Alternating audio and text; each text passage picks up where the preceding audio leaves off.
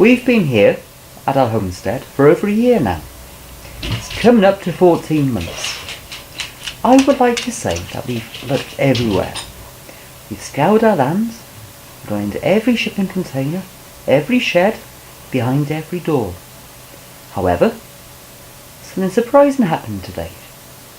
We came across something that we didn't know was there.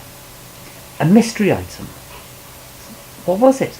Well, at first, Dee didn't quite know. She found it, and she asked me to go and have a look. So I did. But what was it? Well, can you have a look with me? You could say that this find was a bit of a fluke.